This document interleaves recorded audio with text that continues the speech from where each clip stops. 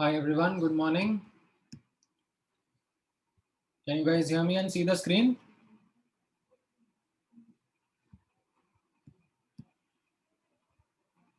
All right, great. तो आप फिर ये लोग जब तक बाकी स्टूडेंट्स ज्वाइन कर रहे हैं, I would request you to take an attempt at this question. This is something which was a question in the last class towards the end. However, हमको मौका नहीं मिल पाया था to discuss this question. So I have kept this question right here for the students to try and get the answer based on what we have learned in the last class. In the meantime, बाकी students join कर रहे हैं. And also, if you have any doubts or question from the theory part that was discussed in the last class, let me know. I'm sure homework में booklet के questions and DPP के questions में आपको कुछ doubt हैं, हम लोग discuss करेंगे. Just from the theory perspective, पहले एक बार मैं discuss करना चाहता हूँ. हाँ, बोलो अनमोल. Sir, I had asked a doubt on the group where I said that if we provide a frequency which is lower than the threshold value, but a photon absorbs more, like an electron absorbs more than one photon, so will the photocurrent be observed? Correct. So this was something that you had written or that you had asked, keeping in mind that एक atom है, atom के nucleus के around electron है, right, and that nucleus और that electron is going to absorb photons, right? अब आप notice करना, this was the drawback which wave theory of light had. Wave theory of light ने क्या सोचा था? Wave theory of light did not think of radiation or light in form of photons. Wave theory ने क्या सोचा था? Wave theory ने सोचा that radiation आ रहा है and it is continuous energy, right? That is what was the outcome from wave theory of light was, that it is continuous energy that is being imparted to the metal atom, right? Even if the frequency is less than threshold frequency, ठीक है?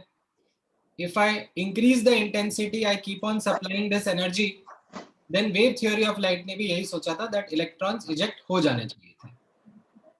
However, what turned out was that despite greater intensity, despite lesser than threshold frequency but higher intensity, electrons were not getting ejected. That was the experimental observation.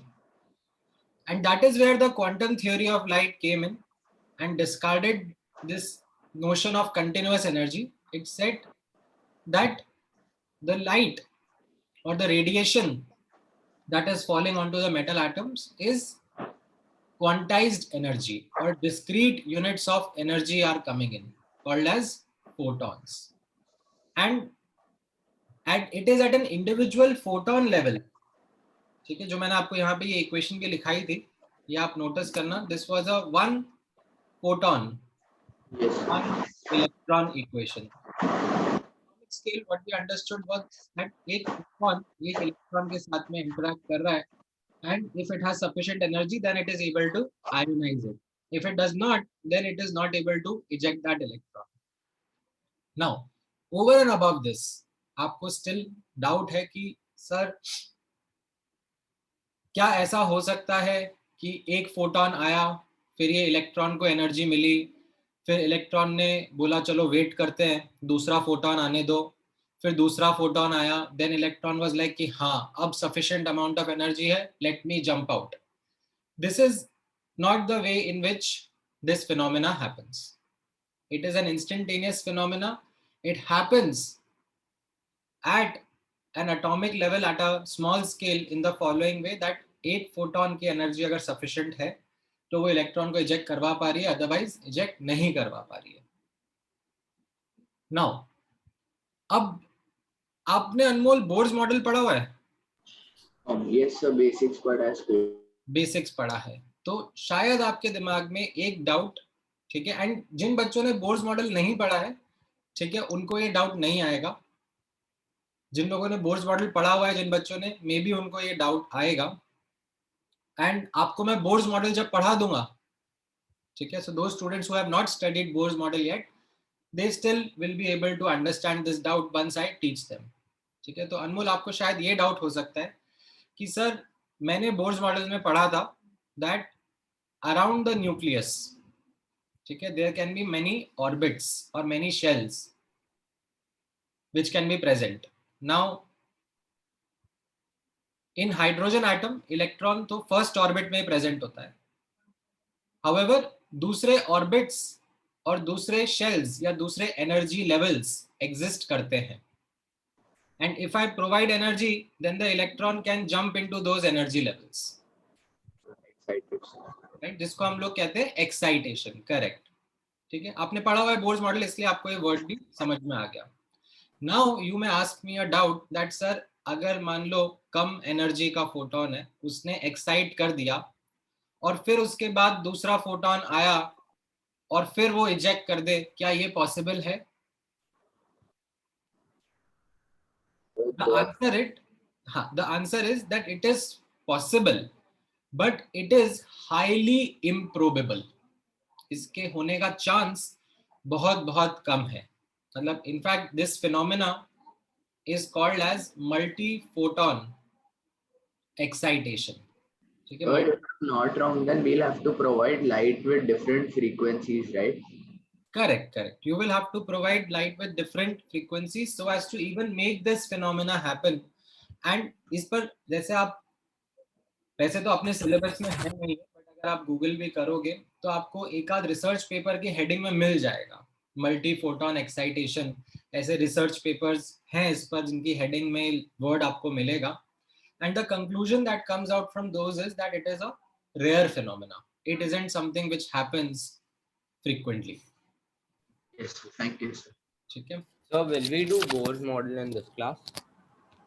well आज photo electric effect में मुझे और details आपको करवानी है, तो mostly next class में हम लोग बोर्स मॉडल पे आ जाएंगे।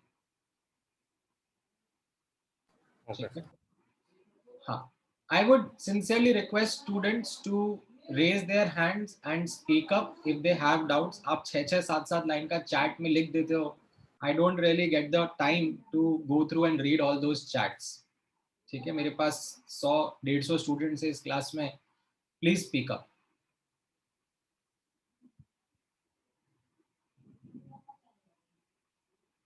हाँ बोलो प्रणव। सर लास्ट क्लास में क्या होता? सर वो नहीं एक्सप्लेनेशन प्रणव, आपकी आवाज काफी धीमी आ रही है, थोड़ा पास आओ माइक के। सर वो एक्सप्लेनेशन विद वेव थ्योरी नहीं समझा। वेव थ्योरी ने तो बस इतना ही सोचा था कि फोटॉन्स जैसी कोई चीज पता ही नहीं थी वेव थ्योरी में, तो इट वाज जस्ट कि कंटिन्यूअस एनर्जी आ रही है, तो अगर फ्रीक्वेंसी कम है लेकिन हम लोग इंटेंसिटी बढ़ा रहे हैं, और वेव थ्योरी में इंटेंसिटी और एनर्जी का रिलेशनशिप डायरेक्ट था, अगर इंटेंसिटी बढ़ा रहे हैं तो एनर्जी बढ़ा रहे हैं, तो वेव थ्योरी के हिसाब से तो इलेक्ट्रॉन्स इजेक्ट हो जाने चाहिए थे। बोलो अर्नव। सर मुझको ये डाउट था कि हम लोग ने पढ़ा था कि जब वो इलेक्ट्रॉन इजेक्ट हो जाता है तो सर फिर वो एक्सेलरेट करेगा और वो चार्ज पार्टिकल है तो फिर वो ईएम रेडिएशन छोड़ना चाहिए ना उसको। Again all that understanding was with the wave theory. ठीक है, अभी जब मैं आपको थोड़े टाइम में बोर्स मॉडल भी इंट्रोड्यूस करूंगा, राइट, तो बोर्स मॉडल क्या रहेगा? It is still the same as what Rutherford had said, that nucleus के अराउंड इलेक्ट्रॉन सर्कुलर ऑर्बिट्स में रिवॉल्व कर रहा है, राइट? बोर्स मॉडल में भी यही पढ़ते हो ना? Yes sir. तो अब रदरफोर्ड मॉडल को तो बोला था कि इसमें तो ड्रॉबैक है कि अरे इलेक्ट्रॉन ऐसे स्पाइरल कर जाएगा, right? Yes sir. But Bohr's model में ऐसा क्या नया हो गया? बोर्स मॉडल ने भी तो एग्जैक्टली वही बोला जो कि रदरफोर्ड ने बोला था कि इलेक्ट्रॉन न्यूक्लियस के अराउंड रिवॉल्व कर रहा है। Yes sir. So that is where we got to understand that the wave theory of light, which was providing this drawback, itself isn't complete. A better theory that has emerged is the quantum theory of light, which describes that there is a dual nature associated with electromagnetic radiations. Okay? And that is something which we are able to understand clearly, evidently, when we understand certain such experiments like photoelectric effect. Okay sir, thank you. ठीक है, alright. हाँ, इस question के answers आप लोगों ने देने शुरू कर दिए हैं। हाँ, करेक्ट।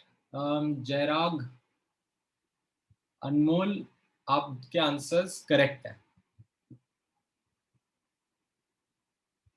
हाँ, ये लास्ट क्लास में मैंने बट कराया नहीं था ना, आई डेंट डिस्कस। मैंने नोट्स में फिर भी आपको दे दिया था, but I think I did not get the chance to discuss this question.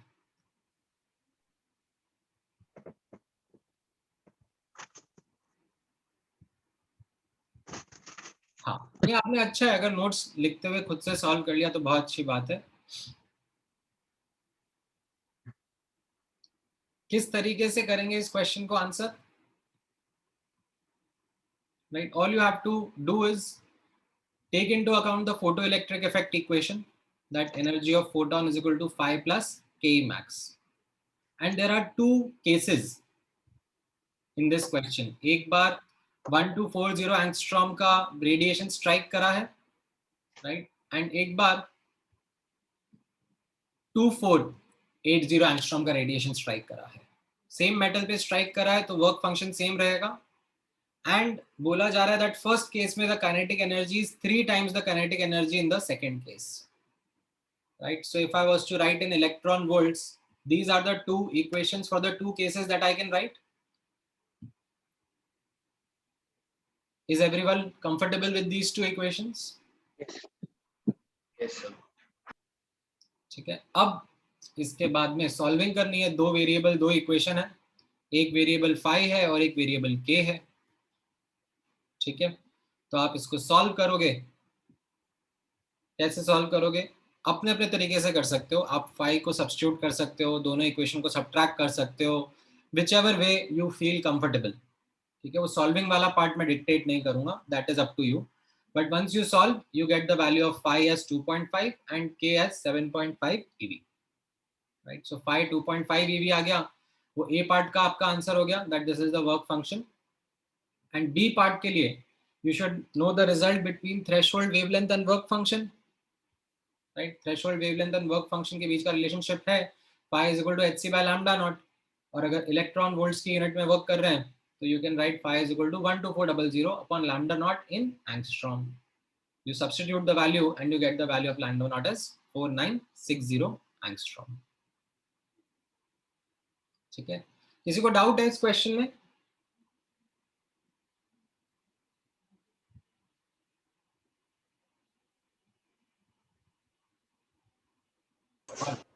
Sir, can you scroll up?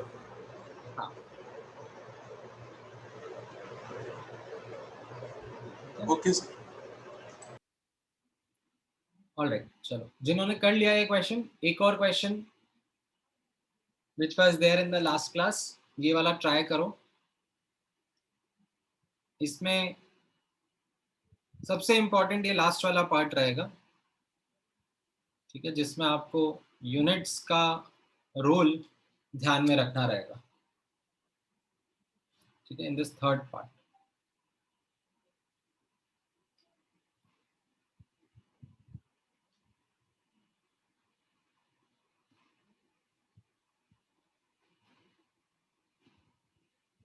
Sir, can you please? थोड़ा सा लाउडली बोलो तनिष्का, आपकी आवाज नहीं आई। Sir, can you please zoom out? हाँ, अभी दिख रहा है आपको?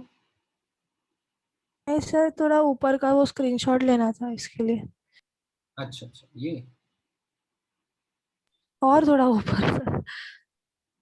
ये हाँ सर, एक second. Thank you sir.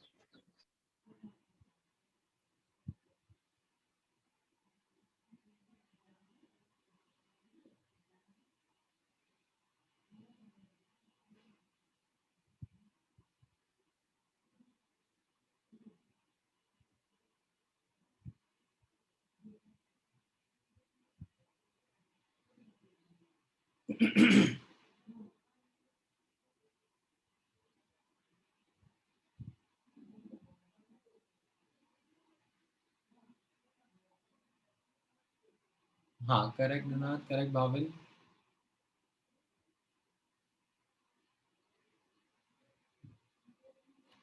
Right. सो इसमें भी आपको क्वेश्चन पढ़ा आपने, काफी स्ट्रेट फॉरवर्ड है, सिंपल है. इसमें डेटा एज इट इज दिया हुआ है. एनर्जी ऑफ फोटोन आप वेवलेंथ से निकाल सकते हो. वर्क फंक्शन आपको ईवी में दिया हुआ है, तो आपने ईवी में ही पूरा वर्किंग करा कैलकुलेशन का, and you got the answer of के ई मैक्स. ठीक है. देन थर्ड पार्ट में, ठीक है, ध्यान से नोटिस करना, जब थर्ड पार्ट में आपको वेलोसिटी ऑफ फोटो इलेक्ट्रॉन निकालने के लिए बोला जा रहा है, तो यहां पर I want you to be aware that kinetic energy जो आपने निकाला था वो ईवी की यूनिट्स में निकाला है. ठीक है. तो आप इसको हाफ एम वी स्क्वायर से जब इक्वेट करोगे, ठीक है, so don't make the mistake of just equating half M V square to 0.28. ठीक है, गड़बड़ हो जाएगा. क्यों? क्योंकि लेफ्ट हैंड साइड पर आपको जो मास ऑफ इलेक्ट्रॉन पता है वो केजी की यूनिट्स में पता है. आपको जो स्पीड इलेक्ट्रॉन की निकालनी होगी वो मीटर पर सेकंड में निकालनी होगी. These are all SI units that you will be working with on the left hand side. तो फिर राइट हैंड साइड पर भी सब कुछ एसआई यूनिट्स में ही होना चाहिए. Then only you will get the correct answer. तो please make sure that you are using the data on left hand side as well as on the right hand side in SI units. ठीक है. Once you do that, then you will get the correct answer. ठीक है. And this will then give you the correct answer of the speed of electron. All right. Now, अब हम आगे का part continue करेंगे, discuss करेंगे. And the reason I would want you to first go through this part is because आप लोगों ने homework में जो क्वेश्चंस ट्राई करे होंगे बुकलेट में as well as in the DPP that I had given you, ठीक है, उसमें certain questions you would have faced out already. वैसे तो मैंने आप लोगों के साथ में उनका वीडियो एक्सप्लेनेशन भी शेयर किया हुआ है. However, let me take couple of more examples in the class itself. ठीक है, there are certain small concepts जो कि मैं अभी यहाँ पे cover कर दूंगा, and based on that you would be able to understand those questions, those doubts much better. ठीक है. हाँ, राइट जयराग, वो मैं आपको करवाऊंगा. सो किलो जूल का इलेक्ट्रॉन वोल्ट पर एटम में क्या कन्वर्जन है, राइट. सो आपने होमवर्क के क्वेश्चंस करे होंगे तो आपको वो नीड फील हुई होगी, राइट, एंड वो हम डिस्कस करेंगे. ठीक है. But let me first take you through some of these points. यहाँ पे आप नोटिस करना. So if you remember from last class जब हम लोग इलेक्ट्रॉन वोल्ट का डेफिनेशन देख रहे थे, ठीक है, इलेक्ट्रॉन वोल्ट का डिस्कशन कर रहे थे. So in that delta KE is equal to QV mod QV, ये एक relationship हमने निकाला था. Can anyone explain me what this relationship was meant to highlight or give information?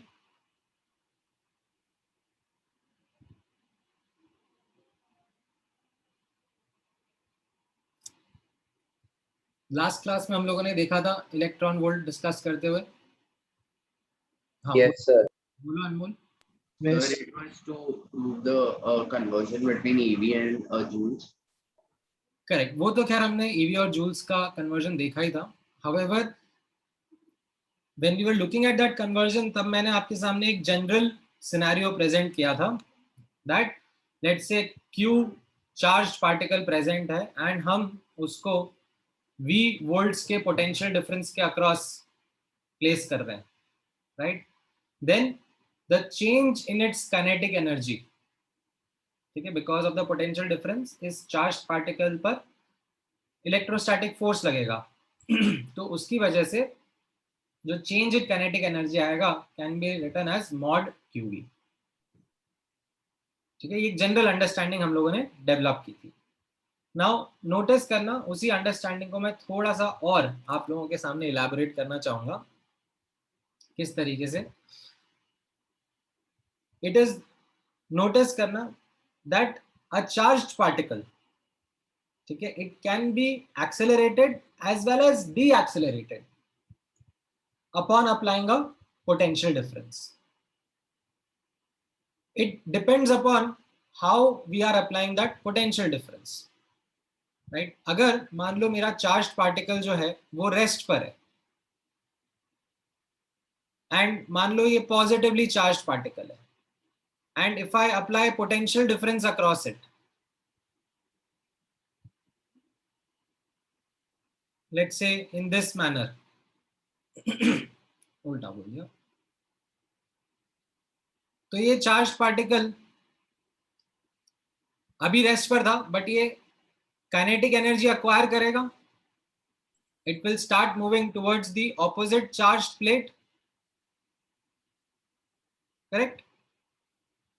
Negative charge plate की तरफ मूव करने लगेगा एंड कितनी काइनेटिक एनर्जी अक्वायर कर लेगा वो हम लोग इस फॉर्मूला से निकाल के बता सकते हैं. If I say that the potential difference that we have applied is accelerating potential difference, तो आपको वर्ड accelerating समझ में आ जाएगा. Why? Because the particle was at rest initially and by applying the potential difference we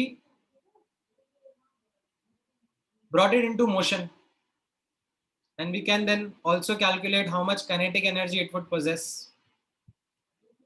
Correct? Acha. Similarly, I can use this setup to even stop a moving charge. मान लो मेरे पास एक electron है, ठीक है, नेगेटिव चार्ज होता है electron जो कि लेफ्ट से राइट जा रहा है, ठीक है, it is already under some kinetic energy, some motion है इसके पास में, there is some kinetic energy associated with it, right, and then I apply a potential difference. ठीक है, if I want to stop this electron, then what should be the charge on either plates that I need to apply? ठीक है, क्या sign होना चाहिए ताकि मैं इस इलेक्ट्रॉन को रोक सकूं? लेफ्ट हैंड की तरफ नेगेटिव और राइट हैंड की तरफ, सॉरी, लेफ्ट हैंड की तरफ पॉजिटिव और राइट हैंड की तरफ नेगेटिव, राइट. इस तरीके से मैं ये पोटेंशियल डिफरेंस अप्लाई करूं तो उससे क्या होगा, ये इलेक्ट्रॉन डी एक्सेलरेट भी कर सकता है. So deaccelerate होके फिर Sir, it should be equal to the amount of charge of electron. नहीं, मैं अभी वैल्यू नहीं पूछ रहा हूँ, वैल्यू तो मैं आपको कैलकुलेट करवाऊंगा, but I am just asking you to understand this concept that when I have a charged particle, I hope everyone is now able to understand that it can be accelerated or deaccelerated by applying a potential difference. कैसे apply करना है, कितना apply करना है, वो सब तो मैं आपको धीरे धीरे सिखाऊंगा. But does everyone agree on this point? Yes, sir. Sir, हाँ. sir, I had a doubt. Yes, sir, when we take that scenario of retardation and an electron, so but that retardation would be like momentarily, right? And then it will again accelerate towards the positive terminal.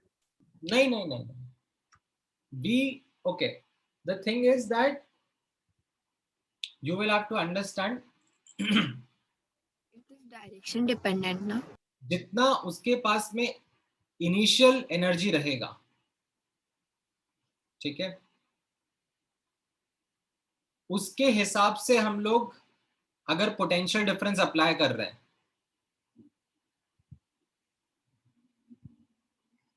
then as per the law of conservation of energy we get the final outcome. जैसे आप notice करना and मान लो यहां पर एक charge particle है, it is moving with an energy से a large value E, ठीक है, और मैंने पोटेंशियल डिफरेंस अप्लाई करा टू स्टॉप इट. ठीक है, मान लो ये पॉजिटिवली चार्ज पार्टिकल है और ये लेफ्ट से राइट मूव कर रहा है, ठीक है. अब अगर मान लो मुझे इसको स्टॉप करना है, तो फिर मैं पोटेंशियल डिफरेंस कैसे अप्लाई करूंगा? यहाँ पॉजिटिव प्लेट, यहाँ negative plate, correct? Yes, sir.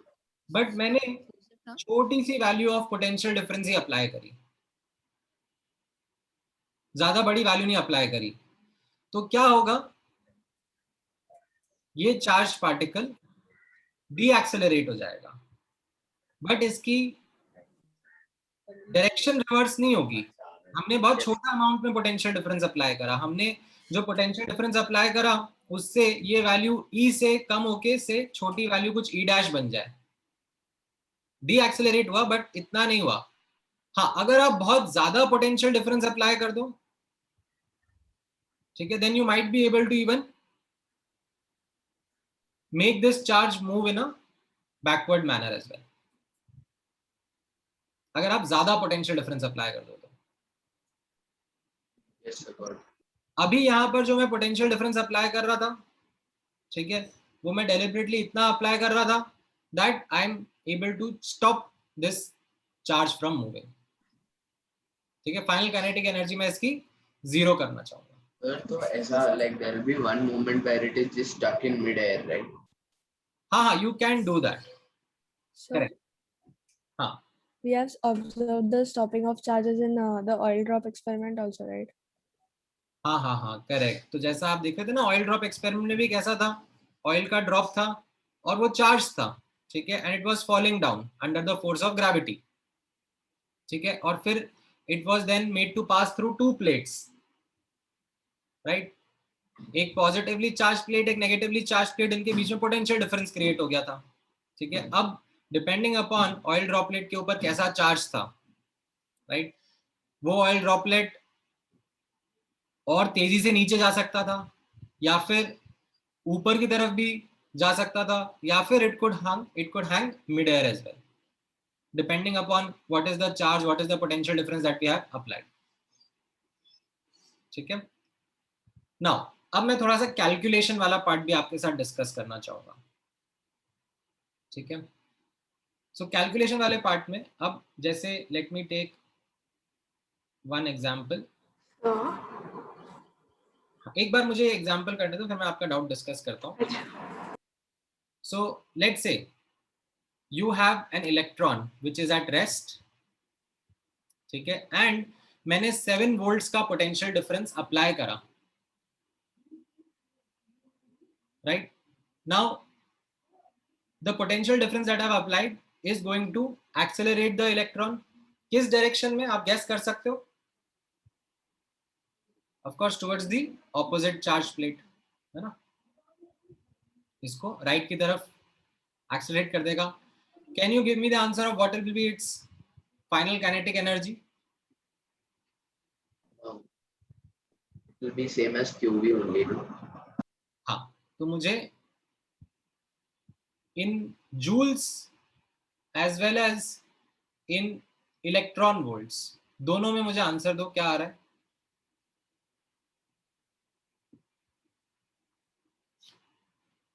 Sir, can I tell in joules? हाँ हाँ, बोलो बोलो। Sir, it would be 6.37 into 10 into 10 to the power minus 32. 6.37, Sir, it will be 1.12 into 10 raised to minus 20 joules. 10 raised to the power of minus 18 होगा।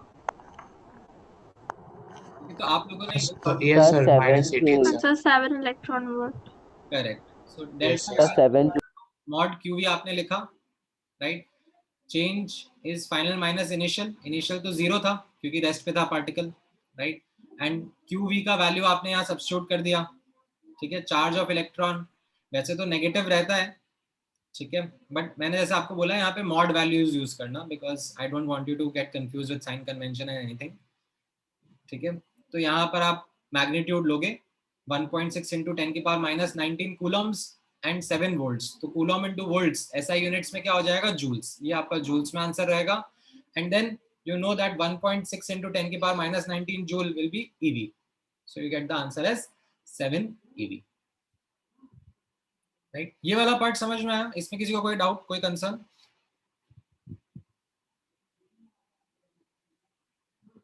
हाँ, अब आप कुछ कह रहे थे सुहानी, बोलो। Yes sir, Millikan oil drops experiment में फिर वो बीच में क्यों रहते हैं? मतलब उनका कहीं तो कहीं एक्सेलरेशन होगा ही ना किसी डायरेक्शन में। पे बैलेंस्ड फोर्स लगा ना, there is a balanced force that acted on it. Oh gravitational और इलेक्ट्रोस्टैटिक। हाँ, अच्छा, थैंक यू सर। ऑलराइट।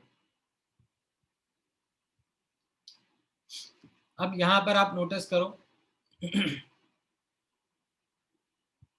एक और एग्जांपल मैं आपके साथ डिस्कस करता हूं, ठीक है। इन दिस सिनेरियो, ठीक है, मान लो ये एक इलेक्ट्रॉन है जिसका इनिशियल काइनेटिक एनर्जी 10 eV है, ठीक है, और मुझे चाहिए कि इस इलेक्ट्रॉन को मैं स्टॉप कर दूं, ठीक है। लेट्स से थोड़ा सा मैं इंफॉर्मेशन देता हूं कि ये इलेक्ट्रॉन मान लो राइट से लेफ्ट जा रहा है, ठीक है, ये इलेक्ट्रॉन राइट से लेफ्ट जा रहा है with initial kinetic energy of 10 eV।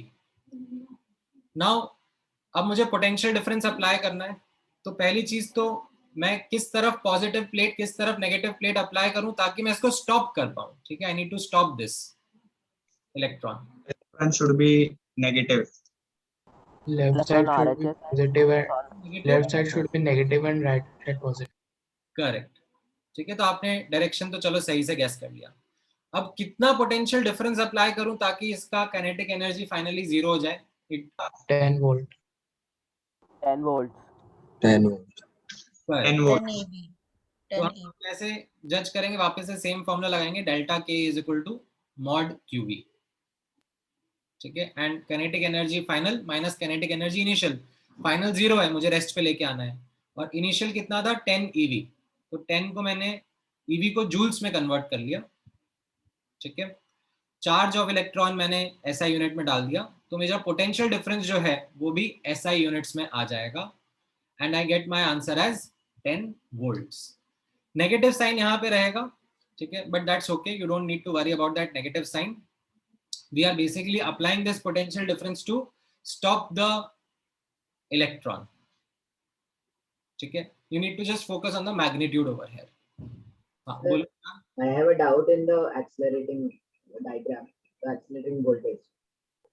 हाँ हाँ, एक मिनट, ये वाला समझ में आया सबको? सर हाँ, मैं जूम आउट कर देता हूँ। सर हमने तो मॉड यूज किया था, तो हमने -10 वोल्ट क्यों लिखा?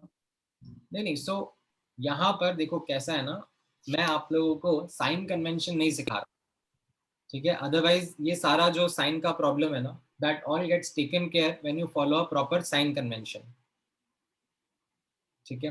बट अभी के लिए I don't want to get into that detail of sign convention. मैं आपको सिर्फ और सिर्फ मैग्नीट्यूड्स पे फोकस करने के लिए कह रहा हूँ। तो यहाँ पर जो काइनेटिक एनर्जी का चेंज है, वो चेंज कैसा आ रहा है? Final minus initial, final was 0 क्योंकि हमें स्टॉप करना है, एंड इनिशियल वाज 10 eV, तो ये 10 इंटू 1.6 इंटू 10 की पावर -19 जूल, ठीक है। एंड राइट हैंड साइड पर जब मैं मॉड QV लिख रहा हूँ, Q का वैल्यू लिख रहा हूँ, तो V मेरा SI यूनिट्स में दैट इज 10 volts आ जाएगा मैग्नीट्यूड वाइज। ये नेगेटिव साइन आपको फीचर करता हुआ दिखेगा, बिकॉज जिस तरीके से मैंने फॉर्मूला लिखवाया है तो आपको ये नेगेटिव साइन दिखेगा, but I am saying not to worry about that negative sign right now. That negative sign is something that came because we were trying to stop the electron, ठीक है। That's a stopping potential that we have applied। ठीक है sir. So can I ask now? हाँ, बोलो। Yes, sir. In the diagram, so shouldn't the electron move to the left side because the positive is on the right, so it will move from positive to negative, right? नहीं नहीं नहीं नहीं, ये मतलब हम लोगों ने एक एक्सटर्नल पोटेंशियल डिफरेंस लगाया। यहाँ पर ये इलेक्ट्रॉन प्रेजेंट था, ठीक है, चार्ज्ड पार्टिकल से electron was present, and now we have applied a potential difference across it, तो it will move towards the opposite charge plate ना। Oh, right. Yes. So, हाँ, so did we derive this formula, sir? नहीं For नहीं, delta K equal to QV. So where did we get it from?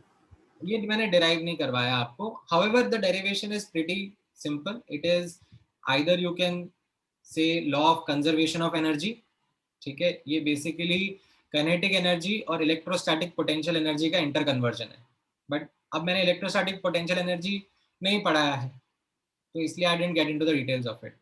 और you could also, or in fact you will also like read this or study this as work energy theorem. This will be right hand side will be written as the work done by the electrostatic force, and left hand side will be the change in the kinetic energy because of that work done. तो वो आप जैसे gravitation के साथ में करते थे, ठीक है, आपने ग्रेविटेशन के साथ में भी ऐसे law of conservation of energy apply करा होगा, जहाँ पे किनेटिक एनर्जी और gravitational potential energy inter convert होते हैं. ठीक है, वैसे ही आप जब चार्ज क्या होता है वो पढ़ोगे, इलेक्ट्रिक फील्ड क्या होता है वो पढ़ोगे, इलेक्ट्रिक पोटेंशियल एनर्जी क्या होती है, इलेक्ट्रोस्टैटिक फोर्स क्या होता है वो पढ़ोगे, तो फिर वो कॉन्सेप्ट्स बिल्ड होते होते you will be able to come to this concept. ठीक है, बट क्या है वो अपने आप में एक जर्नी है. जैसे आप फिजिक्स में भी अभी पढ़ोगे ना, तो आप सबसे पहले फिजिक्स में डायरेक्टली ये law of conservation of energy नहीं लगाने लग जाते हो. In fact this law of conservation of energy comes as a 4th और 5th चैप्टर इन फिजिक्स. आप सबसे पहले तो मोशन ही स्टडी करते हो कि सिंपल मोशन क्या होता है, काइनेटिक्स चैप्टर के थ्रू पढ़ते हो उसको. फिर उसके बाद में आप वो अंडरस्टैंडिंग डेवलप करने के बाद में law of conservation of energy वो सब अप्लाई करते हो. तो अभी I am not getting into all those details. I have asked you to directly use this formula right now. ठीक है. Okay, sir. Now with this knowledge, ठीक है, नोटिस करना अब हम एक इम्पॉर्टेंट क्वेश्चन को आंसर कर पाएंगे. ठीक है, and let me ask you that question and see if you are able to give me an answer. Now the question that I am seeking is, when Albert Einstein explained the photoelectric effect experiment, he presented this equation. Now I am asking you, how did Albert Einstein validate this equation? Let me break down this question. इस equation को, जो कि हम लोगों ने अभी काफी जगह काफी क्वेश्चंस में यूज भी करा है, इसमें लेफ्ट हैंड साइड पे है energy of photon and right hand side में है how that energy of photon is used. Now when we are doing an experiment, ये जो एनर्जी ऑफ फोटोन है ये हमारे हाथ में है, हमारे कंट्रोल में है. मैं कौन सा सोर्स यूज कर रहा हूं और उससे कौन सा फ्रीक्वेंसी का लाइट या रेडिएशन निकल रहा है, ये मेरे कंट्रोल में है. ठीक है, so say left hand side is given to me. ठीक है, मान लो I use the source which is say emitting photons of energy 10 electron volts. ठीक है, देन जो मेटल मैं इस सेटअप में यूज कर रहा हूं, ये मेटल भी मेरे कंट्रोल में है. This is something which I can choose and put over here. And let's say हम लोगों ने एक ऐसा मेटल रखा जिसका work function was say 2 eV. ठीक है, कोई ऐसा मेटल हमने यहाँ पे रखा. ठीक है, कैसे हम लोग ये आइडेंटिफाई कर पाते हैं मेटल का कितना फाई रहेगा? हम लोग डिफरेंट फ्रीक्वेंसी थ्रो करते हैं और जिस फ्रीक्वेंसी के नीचे फोटो करंट दिखना बंद हो जाता है तो हम लोग वो फ्रीक्वेंसी नोट करके उसकी थ्रेशोल्ड फ्रीक्वेंसी बोल के वर्क फंक्शन निकाल लेते हैं. ठीक है, सो मान लो यहाँ पर ये मेटल भी मैंने नोन रखा जिसका फाई मुझे पता था is 2 eV. Now by this equation, how much is the kinetic energy of the ejected electron? 8 eV. The maximum kinetic energy of the ejected electron should be, as per this equation, 8 eV. Now how did we validate this? How did the scientific community or Albert Einstein validated it? Because electron अपनी आंखों से तो दिखता नहीं है कि हमने electron को देखा, उसकी like time t equal to 0 पर यहाँ पर था, टाइम t इक्वल टू इतने सेकंड पर यहाँ पर था, तो हमने वेलोसिटी कैलकुलेट कर ली और हाफ mv² से काइनेटिक एनर्जी निकाल के वैलिडेट कर लिया कि हाँ 8 eV का ही काइनेटिक एनर्जी है. Sir, conservation of energy. थोड़ा और elaborate Sir, they knew the charge of the electron, so they applied a potential difference of certain voltage and they calculated the kinetic energy directly. Sir, we can also say that current is charged through some area, so maybe the ammeter was involved. नहीं नहीं नहीं नहीं, actually यहाँ पर देखो कैसा है ना, the ammeter is only going to talk about the flow of electrons that are happening in this wire. ठीक है, यहाँ हवा में, वैक्यूम में काइनेटिक एनर्जी ऑफ इलेक्ट्रॉन है, उसके बारे में थोड़ा ना एमीटर हमें कुछ बता पाएगा. Sir, there is a detector on a metal surface which can act as charge plates, right? So the potential difference acted by the battery into the charge of the electron can give us the difference of kinetic energy. हाँ, so what Albert Einstein did was he used the concept जो अभी just हमने ऊपर study करा है. So he applied a potential difference. ठीक है, he applied a potential difference which was applied in a way such that the electrons could be brought to rest. ठीक है, जो ये kinetic energy था electrons का, this reduced to 0. ठीक है, ताकि यहाँ पर एमोमीटर में हमें रीडिंग्स नहीं मिले. राइट, अब इनिशियली, ठीक है, मान लो, ठीक है, let me do this experiment with you. अभी जैसा मैंने डेटा दिया आपको, ठीक है, ये 10 EV था, ये 2 EV था. ठीक है, अब यहाँ पे मैंने ये बैटरी अप्लाई करा. ठीक है, पोटेंशियल डिफरेंस अप्लाई करा. मान लो मैंने 1 वोल्ट का ही पोटेंशियल डिफरेंस अप्लाई करा, क्या मेरा फोटो करंट आना 0 हो जाएगा? नहीं. Not really. Why? Because kinetic energy of the ejected electrons as per Albert Einstein equation is 8 eV. ठीक है, जो Ke max है वो 8 eV है. तो अगर मैं 1 वोल्ट भी अप्लाई कर रहा हूँ तो it will deaccelerate them. ठीक है, the way in which we are applying, it will deaccelerate them but will not completely stop them from reaching the other side. ठीक है, तो मैं क्या करूंगा, अभी पोटेंशियल डिफरेंस बढ़ाऊंगा. राइट, अगर ये पोटेंशियल डिफरेंस 8 वोल्ट्स लाने पर ये फोटो करंट स्टॉप हो जाता है, then I can say that yes, Albert Einstein का इक्वेशन करेक्ट है, because by applying 8 volts of potential difference, I was able to bring down the kinetic energy of the fastest electrons to 0, so that they aren't able to reach the other side, and hence the photo current is 0. And this should give me the experimental validation of Albert Einstein's equation. समझ में आया कैसे validate हुआ ये equation?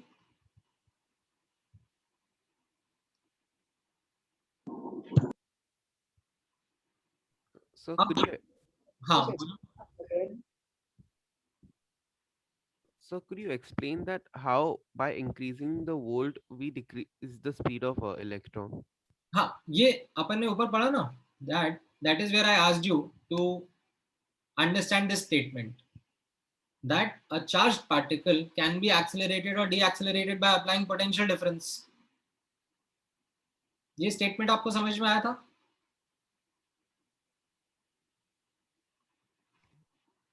So I could not get it properly. See, when we apply a potential difference, we are basically applying a electrostatic force. ठीक है? A force that is going to be experienced by other charged particles, right?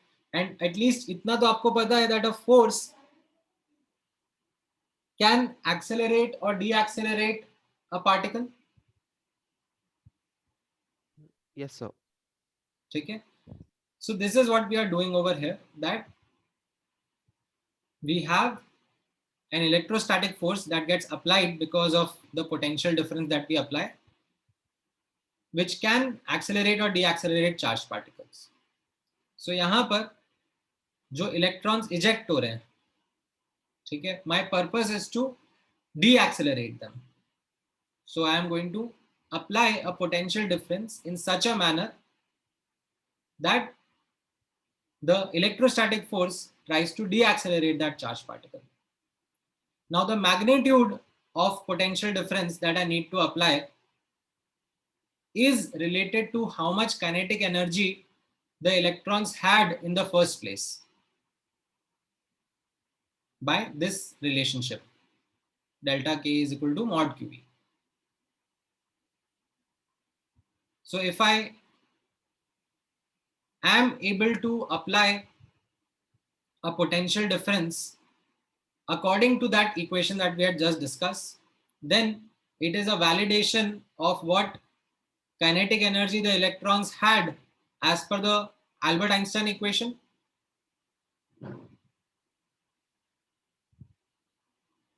Yes, sir.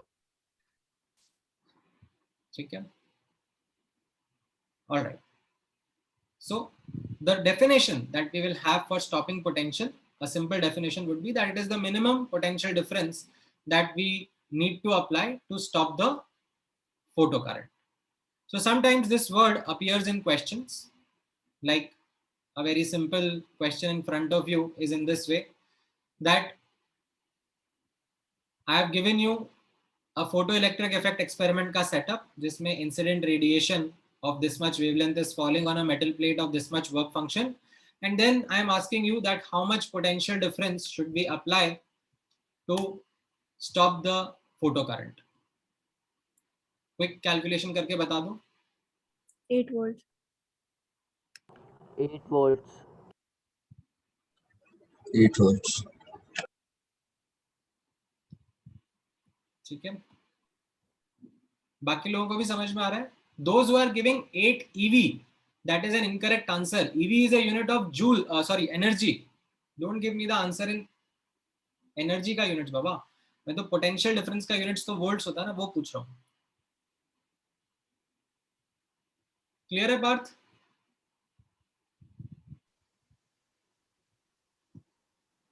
Right, so you just simply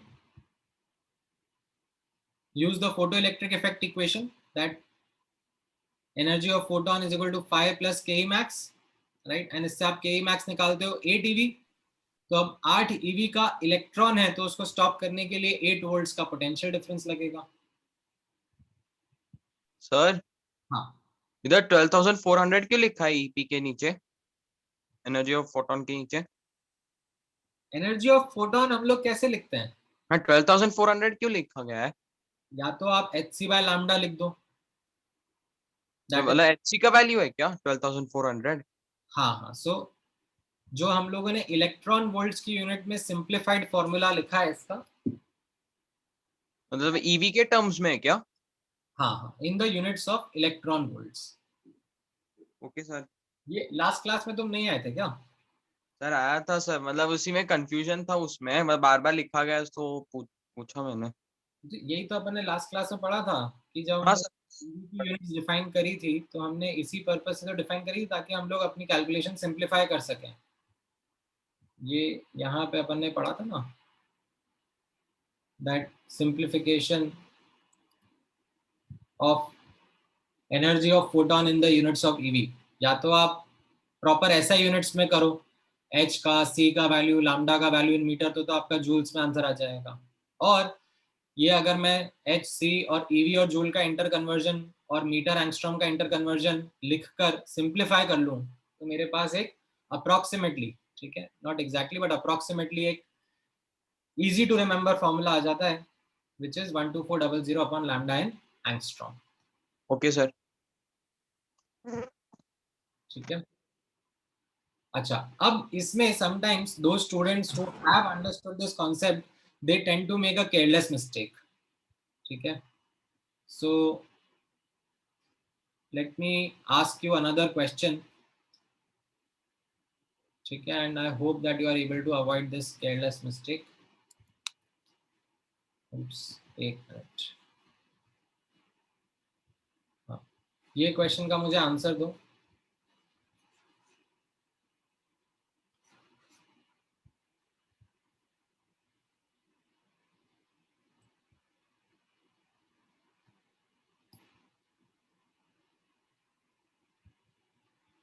You have an alpha particle, okay, which is moving with an initial kinetic energy of 5 eV. Now how much stopping potential should be applied to stop this alpha particle.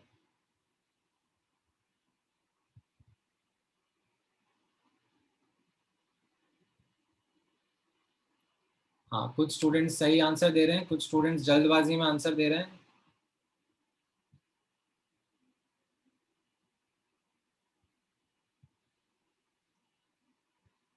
ठीक है, magnitude भी report कर दोगे तो चलेगा.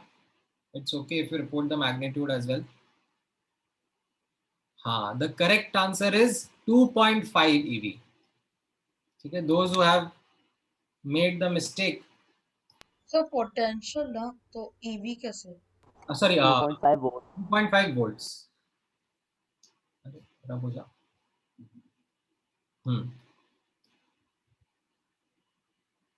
अब देखो, जो students 5 EV answer 5 volts answer दे रहे थे या -5 वोल्ट्स आंसर दे रहे थे, वो क्या गड़बड़ कर रहे हैं? उन्होंने जो इलेक्ट्रॉन के लिए सीखा वो डायरेक्टली ऐसे अल्फा पार्टिकल पे अप्लाई करने लग गए. ठीक है, that is the kind of just ऐसे cognitive bias that they have. फटाफट जंप करने लग जाते हैं, नया नया फ्रेश फॉर्मूला याद करा है. बेसिक्स नहीं भूलने. Sir I have a small doubt. Sir वहाँ पर सेकेंड लास्ट लाइन पे आपने वहाँ पे 2 क्यों लगाया है सर? 2 × 1.6. हाँ, तो वही तो है ना, आपको यहाँ पर चार्ज ऑफ अल्फा पार्टिकल क्या होता है? अल्फा पार्टिकल का चार्ज क्या होता है? Understood sir.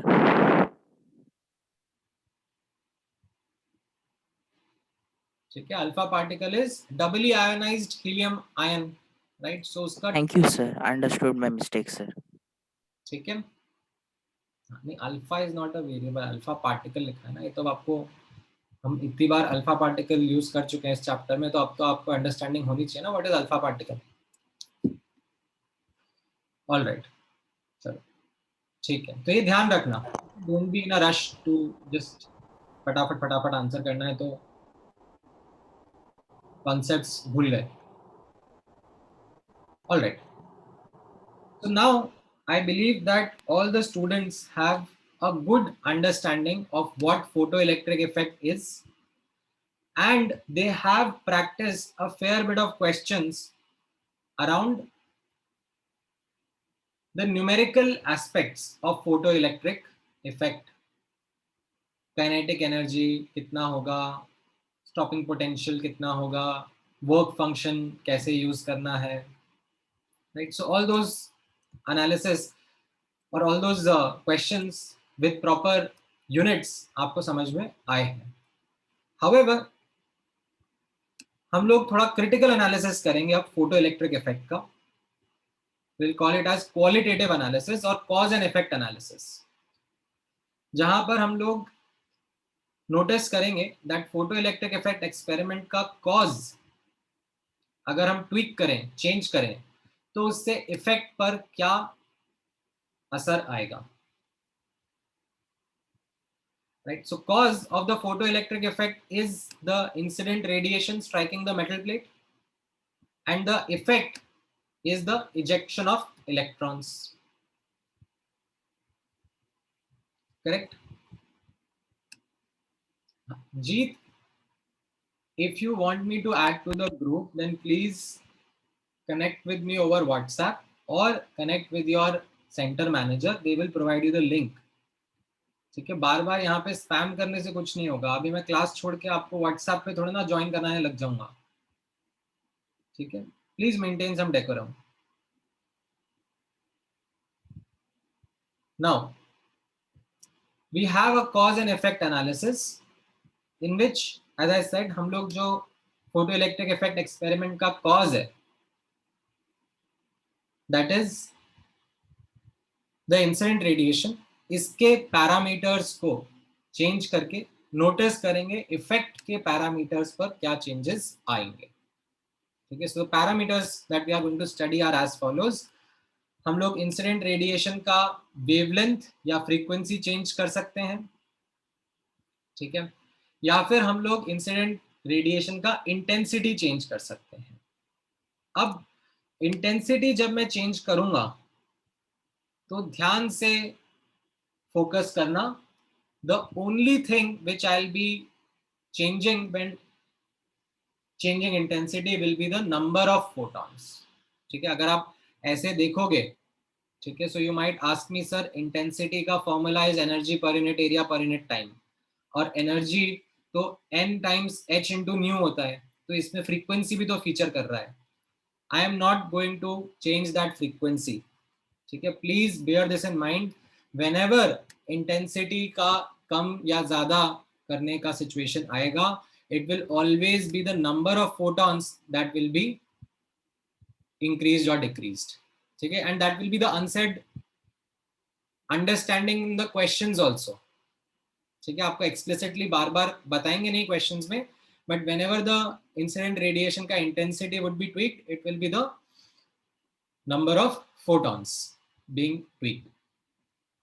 And based on the tweak that we are going to do on the left hand side, what is the effect on the right hand side, ये हम लोग अब observe करते हैं. ठीक है. Now let me take the first analysis. The first analysis is that we are modifying frequency or wavelength. ठीक है, अगर हम लोग wavelength change करेंगे तो frequency automatically change हो जाती है.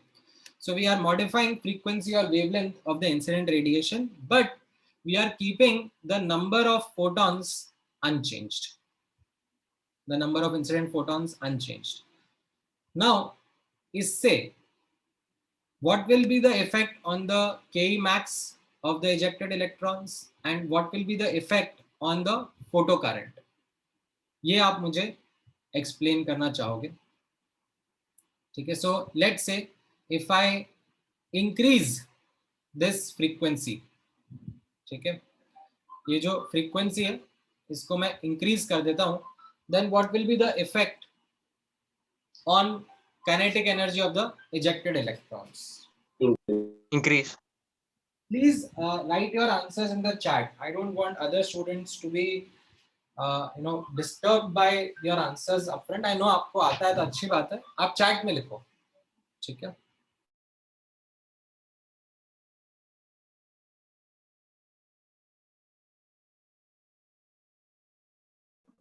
Could you kindly repeat the question? Question is that I am increasing the frequency of incident radiation. So as a consequence, I am asking what is the effect on the Ke max value. Right. So most of you have now given the correct answer to me that upon increasing frequency, the Ke max value increases. ठीक है, कैसे increase कर रहा है अब आप multiple तरीके से सोच सकते हो. Either you can think mathematically or you can think logically that जो energy of photon था that was being used to eject the electron. Now to eject the electron, the energy required is a fixed value. ठीक है, that is dependent on the metal itself. जो भी बची हुई energy थी वो kinetic energy of electron में जाती है. तो अगर हम फोटोन की एनर्जी बढ़ा रहे हैं तो जितनी भी रिमेनिंग एनर्जी होती है वो kinetic energy of ejected electron में जाती है. तो अगर हम फ्रीक्वेंसी बढ़ाएंगे, एनर्जी ऑफ फोटोन बढ़ाएंगे तो के मैक्स भी बढ़ जाएगा. ठीक है, that will be the simple subjective explanation. और मैथमेटिकली ऑल्सो आप देख सकते हो मैथमेटिकली किस तरीके से है. यहाँ पर यू हैव के मैक्स, ठीक है, इन दिस इक्वेशन. अगर मैं आपको, ठीक है, इनफैक्ट चलो ग्राफ में थोड़ी देर में बताता हूँ. अगर आप फ्रीक्वेंसी की वैल्यू बढ़ाओगे, लेफ्ट हैंड साइड बढ़ाओगे, तो फिर ये राइट हैंड साइड पे के मैक्स भी बढ़ जाएगा. ठीक है, अगर इसी चीज को मैं ग्राफिकली भी आपको लिखने के लिए बोलूं, ठीक है, ग्राफिकली कैसा, on the Y axis I am going to plot K max and on the x axis I am going to plot the frequency. तो ये ग्राफ भी कैसा दिखेगा?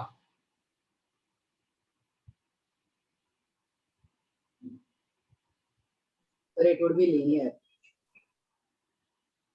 It will be a straight line kind of a linear graph, linear graph जो हम बोलते हैं. Why? Because you can look at the relationship between what is there on the y axis and what is there on the x axis, right? y is equal to ऐसे mx plus c kind of relationship दिख रहा है, ठीक है? या फिर अगर आपको थोड़ा सा डिटेल में ग्राफ बनाना है तो आप कैसे फोकस करोगे, आप थ्रेशोल्ड फ्रीक्वेंसी तक सोचोगे। थ्रेशोल्ड फ्रीक्वेंसी तक क्या होगा? Kinetic energy 0। हाँ, थ्रेशोल्ड फ्रीक्वेंसी के पहले तो ये इक्वेशन ही होल्ड नहीं करेगी, ठीक है, बिकॉज काइनेटिक एनर्जी नेगेटिव थोड़ा ना हो सकता है। तो थ्रेशोल्ड फ्रीक्वेंसी के पहले तो के ऑफ द इलेक्ट्रॉन्स इज 0, ठीक है, यानी कि एक हॉरिजॉन्टल लाइन रहेगी। थ्रेशोल्ड फ्रीक्वेंसी के बाद में ये लाइन और ये इक्वेशन होल्ड करने लगेगी, तब ये इक्वेशन वैलिड होगी। एंड यहाँ पे हम देख रहे हैं जैसे जैसे फ्रीक्वेंसी बढ़ा रहे हैं काइनेटिक एनर्जी भी बढ़ रही है, और कैसे बढ़ रही है? एक स्ट्रेट लाइन मैनर में, लीनियर मैनर में, ठीक है। आप फ्रीक्वेंसी बढ़ा रहे हो तो काइनेटिक एनर्जी भी बढ़ जा रही है। तो ये ग्राफिकल अंडरस्टैंडिंग समझ में आई? Yes sir. किसी को डाउट है इसमें? No sir. अच्छा, अभी मैं अगर ग्राफ को थोड़ा सा इलैबोरेट वे में आपके सामने लिखूं, ठीक है, तो स्ट्रेट लाइन ग्राफ जो रहता है उसके कुछ फीचर्स रहते हैं, स्लोप एंड वाई इंटरसेप्ट। क्या आपने ये वर्ड सुने हुए हैं पहले? Yes sir. ठीक है, आई एम श्योर थोड़ा तो आप लोगों ने स्ट्रेट लाइंस के बारे में पहले कभी मैथ्स में पढ़ा होगा, ठीक है, या फिर अभी आपने फिजिक्स में भी पढ़ना शुरू कर दिया होगा, राइट? तो ये एक स्ट्रेट लाइन इक्वेशन जब ऐसे लिखी जाती है y is equal to mx plus c, तो जो m होता है that represents the slope and जो c है that represents the y intercept. तो यहाँ पर जो m है that corresponds to h the Planck's constant, and जो y इंटरसेप्ट है वो किसको करस्पॉन्ड कर रहा है? माइनस h न्यू नॉट को, या माइनस वर्क फंक्शन को। सो इस ग्राफ में if I highlight the slope and the y intercept, I hope आपको वो पॉइंट्स, आपको वो टर्म्स समझ में आ रहे होंगे। Is this clear? Yes sir. ठीक है। नाउ अब नोटिस करना, if I talk about what will happen to photo current, ठीक है, by doing the same thing I am increasing the frequency, ठीक है, मैं फ्रीक्वेंसी बढ़ा रहा हूं, but I am keeping the number of photons unchanged. I am not changing the number of photons. What will happen to the photocurrent? Sir threshold frequency ज्यादा है क्या या कम है? Of course, मतलब threshold frequency ज्यादा है frequency, and I am increasing that, further increasing that frequency. मतलब threshold ज्यादा है उससे? नहीं, इंसिडेंट फ्रीक्वेंसी थ्रेशोल्ड से ज्यादा है। Okay sir. Sir, can you please scroll down?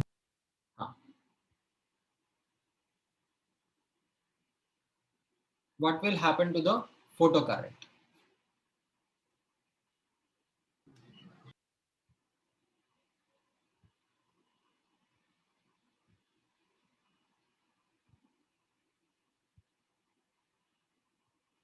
ठीक है, I am getting two answers, photo current increase करेगा या फिर फोटो करंट सेम रहेगा, ठीक है। थैंकफुली कोई ये नहीं बोल रहा है फोटो करंट डिक्रीज हो जाएगा, which is a good sign. Alright, so the answer that you have to give, the correct answer is that the photo current remains unchanged, ठीक है, it will be the same. That is the correct answer. Now, those who have given the answer that the photocurrent should increase, ठीक है, I know आपके दिमाग में क्या चल रहा है and what is the thought process that led you to answer that question. ठीक है, so let's explore that एक एक करके। यहां पर नोटिस करना, why I have given you the answer that frequency बढ़ाने पर, ठीक है, frequency is increased but number of incident photons are unchanged, then the photo current is unchanged. Why? Because यहाँ पे notice करना, the number of ejected electrons is unchanged, and as a consequence the value of photo current remains constant. ठीक है, कैसा? मान लो ये metal plate है, ठीक है, एंड आपने यहाँ पे इंसिडेंट रेडिएशन स्ट्राइक करवाया, ठीक है, से 100 photons were incident, ठीक है, and in 100 photons से 100 electrons were getting ejected, ठीक है, just hypothetical values ले रहा हूँ. Now if I increase the frequency of these photons, if I increase the energy of these photons, still the number of ejected electrons is going to be 100 only. हाँ, जो ejected electrons है उनकी kinetic energy बढ़ जाएगी, but it is the number of electrons ejected that govern how much photocurrent is going to be there in the circuit. That is why we have kept our answer as photocurrent remains unchanged. Now, अगर मैं इसका graph बनाने के लिए आपको बोलूं, ठीक है, if I ask you to figure this or point this out graphically, and इसमें भी एक learning involved है. If I ask you to draw a graph of photocurrent on the y-axis versus frequency on the x-axis, then how would that graph look like?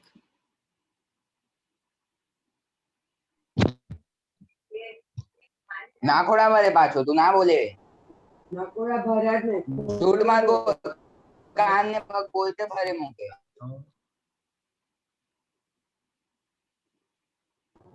Sir, हाँ, बोलो बोलो. certain nu naught it will be 0, then it would be constant value. Right? Correct. तो threshold frequency तक तो ये ऐसे x axis की line होगी, मतलब there will be no photo current, ठीक है, beyond threshold frequency, after threshold frequency हम लोग बोलेंगे that corresponding to how many photons are incident, how many electrons are getting ejected, you have a horizontal line, ठीक है, a flat line of photocurrent, ठीक है, कि फ्रीक्वेंसी बढ़ाने पर फोटो करंट पे कोई फर्क नहीं पड़ रहा है. सर अनचेंज्ड बोला गया है, इसका मतलब फोटो करंट हुआ ही नहीं है, ऐसा है क्या? क्या चीज? नहीं सर, मतलब आपने अनचेंज लिखा फोटो करंट, तो उसका मतलब हुआ ही नहीं है. Unchanged in the sense that I am talking about this region, ठीक है, कि मेरी फ्रीक्वेंसी से न्यू 1 थी और कुछ फोटो करंट ऑब्जर्व हो रहा था, ठीक है, एंड मैंने फ्रीक्वेंसी बढ़ा दी तो फोटो करंट पे कोई फर्क नहीं पड़ा. Okay sir. हाँ. Sir, so we know that the photocurrent is proportional to intensity, right? Correct. And intensity is proportional to energy, and energy is nh into frequency. So as we increase the frequency, the intensity will increase. हाँ, so अब मैंने आपको यही बताया that when we are talking about intensity, ठीक है, हमेशा जब भी मैं इंटेंसिटी का डिस्कशन करूंगा, इसलिए मैंने स्टार्टिंग में बोला बिकॉज आई न्यू ये डाउट आप लोग पूछोगे, only correlate intensity with the number of incident photons.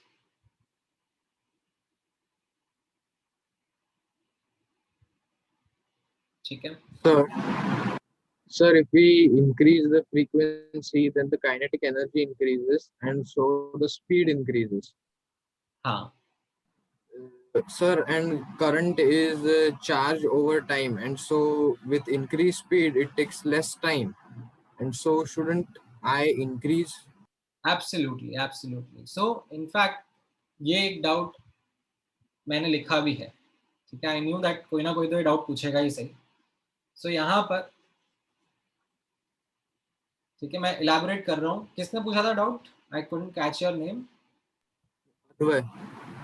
हाँ, अद्वै ने देखो क्या पूछा डाउट. यहाँ पे ऐसे लिखा हुआ है कि सर जो इजेक्टेड इलेक्ट्रॉन्स हैं, ठीक है, फ्रीक्वेंसी बढ़ाने से उनकी स्पीड तो बढ़ गई, ठीक है, तो what is it then going to be the impact on the photocurrent? Because current is flow of charge, ठीक है, current is flow of charge, that is charge flowing per unit time, right? So if the speed of the electrons has increased, then the time taken for them to reach the other side has decreased, and as a consequence photocurrent should increase. Now दो तीन चीजें notice करना अब यहाँ पर अद्वै. जैसा मैंने आपको पहले भी बताया है, if you look at the setup, ये जो एमोमीटर रीडिंग दे रहा है, it is not giving me the reading about how the electrons are flowing in this vacuum, ठीक है. Once the electrons have reached the detector plate, ठीक है, they are traveling through this circuit, and that is what is then giving me the current. Now their speed in this circuit is governed by their flow in the wire, not how they were in the vacuum. Number one. Secondly, यहाँ पर even if you say, ठीक है, कि sir ज़्यादा speed से electrons जा रहे हैं तो पर यूनिट टाइम पर, ठीक है, पर यूनिट टाइम के अंदर ज़्यादा इलेक्ट्रॉन्स यहाँ पे रीच कर पाएंगे, ठीक है. The problem is that the sensitivity to that factor is very less, because this phenomena is happening almost instantaneously. Okay sir, got it. तो यहाँ पर इलेक्ट्रॉन्स की स्पीड अगर बढ़ भी गई तो that isn't the one factor which is going to have an impact on eye.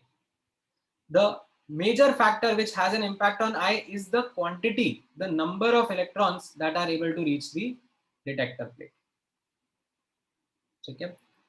So that is why यहाँ पर when we talk about this particular analysis, that frequency increase कर दी but number of incident photons change नहीं करे, the photocurrent practically is unchanged. तो पर practically तो unchange हुआ, पर जब हमारा फ्रीक्वेंसी चेंज हुआ तो फिर न्यूमेरिकली आई का वैल्यू क्यों नहीं चेंज हुआ? Correct correct. तो मैं यहाँ पर इसीलिए थोड़ा सा नोटिस करो, वो जो ग्राफ मैंने अभी जस्ट आपको बताया था, ठीक है, कैसा ग्राफ बताया था अभी मैंने आपको? आई वर्सेस फ्रीक्वेंसी का, ठीक है. आई वर्सेस फ्रीक्वेंसी का ग्राफ मैंने कैसा बताया? थ्रेशोल्ड फ्रीक्वेंसी के पहले the graph will be on the x axis itself, there is no photo current, and जैसे ही थ्रेशोल्ड फ्रीक्वेंसी के आगे हम लोग पहुंचे, वी ऑब्जर्व फोटो करंट, ठीक है. एंड मैंने यहाँ पे ये ऐसे हॉरिजॉन्टल लाइन ड्रॉ कर दी टू रिप्रेजेंट इट. बट ये जो मैंने ड्रॉ करा है ये थ्योरेटिकल है, ठीक है. This is something which is on paper. जब प्रैक्टिकली ये चीज ऑब्जर्व करी जाती है, प्रैक्टिकली ये ग्राफ ड्रॉ करा जाता है, तो ऐसे डिसकंटिन्यूटी नहीं होती, ठीक है, कि अचानक जंप हो गया, ठीक है. There is a continuity which is maintained. तो एक स्टीप चेंज रहेगा, ठीक है, बट कंटिन्यूअस रहेगा, ठीक है. Something which will be not just a एकदम sudden jump, there will be a continuous change, ठीक है. Now can anyone like think about that, ऐसा एक्सपेरिमेंटली प्रैक्टिकली ऐसा क्यों ऑब्जर्व हो रहा है? Sir, I had a doubt here. हाँ. Sir, if you're saying it's continuous, then why isn't a straight line instead of a curve? नहीं, आप straight line बना दो, आई डोंट केयर, ठीक है. That intricate detail of how it is changing isn't something that I am right now getting into the depth of. All I am asking you that rather than a discontinuity, there is a steep change that happens. So can you explain me that steep change? So there's direct proportionality, right? What direct proportionality? So is it because that electrons are still under the like, influence of the atom like while they're going out? ठीक है, थोड़ा थोड़ा आप जा रहे हो practicality की तरफ. Or like, is it because when we increase the frequency and we know it's directly proportional to the photocurrent, so that's why. नहीं नहीं, फ्रीक्वेंसी तो फोटो करंट से मैं बोल रहा हूँ ना, रिलेशनशिप नहीं है. यही तो मैंने ऊपर बताया. फ्रीक्वेंसी अगर मैंने बढ़ा दी तो फोटो करंट तो चेंज ही नहीं हो रहा ना. Sir, is this okay? Sir, because this is because then like the kinetic energy of the photon, the electron will increase. So it won't go back into where it came from. चलो ठीक है, मैं थोड़ा सा elaborate करता हूँ. And Sir, it is because the kinetic energy given just after the threshold frequency is less than compared to much later. So most of the electrons are not able to reach the detector, and that is why. Correct correct. So अब आपको practicality समझ में आ रही है. देखो practicality कैसी है. यहाँ पर एक आपकी मेटल प्लेट है और यहाँ पर डिटेक्टर प्लेट है. ये आपका इंसिडेंट रेडिएशन स्ट्राइक करा, ठीक है, इलेक्ट्रॉन्स इजेक्ट हो रहे हैं. नाउ जब थ्रेशोल्ड फ्रीक्वेंसी के पहले है तो इलेक्ट्रॉन इजेक्ट ही नहीं हो रहा है. लेकिन जस्ट थ्रेशोल्ड फ्रीक्वेंसी पर या उसके थोड़ा सा आगे भी जब आप हो, तब ये जो इलेक्ट्रॉन्स इजेक्ट हुए, ठीक है, इनकी kinetic energy is very low, right, because just threshold frequency के आगे की फ्रीक्वेंसी आपने प्रोवाइड करना शुरू करी. सो मे बी अगर लेट से आप 100 फोटॉन्स थ्रो कर रहे थे, ठीक है, एंड मैं मान लेता हूं कि मान लो 100 इलेक्ट्रॉन्स इजेक्ट हो गए, ठीक है, 1:1 एफिशिएंसी मान लेता हूं. ऑल्दो प्रैक्टिकली ऐसा होता नहीं है. There is an efficiency factor which dictates कि सारे के सारे फोटॉन जरूरी नहीं है हर फोटॉन इलेक्ट्रॉन इजेक्ट करे. But let's say assuming hypothetically 100 photon से 100 इलेक्ट्रॉन इजेक्ट हो रहा है. बट ये जो इजेक्टेड इलेक्ट्रॉन्स है, इनकी काइनेटिक एनर्जी इज प्रिटी लो, ठीक है, it is quite low. Now because of this, not all 100 electrons are able to reach the other side. Maybe some of them lose energy because of, say, certain other atoms coming in their path, certain other form of loss of energy that they encountered. ठीक है, so सबके सब electrons नहीं reach कर पाते. मान लो 100 में से 10 इलेक्ट्रॉन ही रीच कर पाते हैं. ठीक है, मैं जस्ट हाइपोथेटिकल वैल्यूज ले रहा हूं. तो अब 10 इलेक्ट्रॉन के करस्पॉन्डिंगली आपको लाइक करंट डिटेक्ट होगा, बट एक फेंट वैल्यू डिटेक्ट होगी. ठीक है, अब सर आप एक डाउट है. हाँ सर चेंबर में तो हम लोग ने वैक्यूम लिया तो फिर एटम्स की बात ही नहीं आती ना. नहीं नहीं, आपको मल्टीपल चीजों का अकाउंट में लेना पड़ेगा. That when you talk about vacuum, there isn't complete vacuum. First of all, ultra high vacuum नहीं हो पाता. We are still going to face some challenges over here in terms of the gas particles or atoms that are going to be there. Secondly, ठीक है, यहाँ पर ऐसा नहीं है ना that we have one layer of metal. It's a multi-layered metal plate that is there, right? It is not necessary कि outermost layer of atom से ही electron eject हो सकता है किसी इनर लेयर के एटम से इलेक्ट्रॉन इजेक्ट हुआ, but जब वो इजेक्ट हो रहा है तो it is experiencing the attractive force of the nucleus of the other metal atoms which is reducing it's kinetic energy. ठीक है, Yes, sir, got it. so there are many other practical aspects associated with the experiment, and that is where I am trying to help you understand the practicality. ठीक है, जो graph मैंने आपको बताया, ठीक है, आप भूल जाओ सब कुछ. आप सिर्फ इतना ग्राफ ध्यान रखो कि थ्रेशोल्ड फ्रीक्वेंसी के पहले 0 है एंड थ्रेशोल्ड फ्रीक्वेंसी के बाद में कांस्टेंट है. ठीक है, photo current isn't dependent on frequency. That is the understanding that I want you to take away. That is the practical, sorry, that is the theoretical understanding. ठीक है, but when you will see this graph, ठीक है, in some text books, then you might encounter the graph to be of this nature. Rather than a ऐसे discontinuity, you might find ऐसे curve shape में graph को ऊपर उठाया जा रहा होता है. ठीक है, आप कोई बुक में रीड करोगे तो मैं आपको प्रैक्टिकलिटी समझा रहा हूं कि why this is there.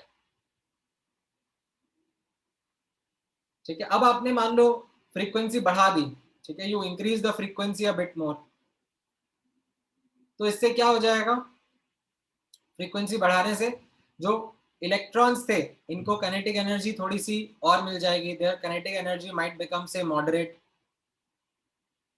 Now out of the 100 electrons that were ejected, maybe now 40 electrons, ठीक है, random value, 40 electrons are able to reach the other side.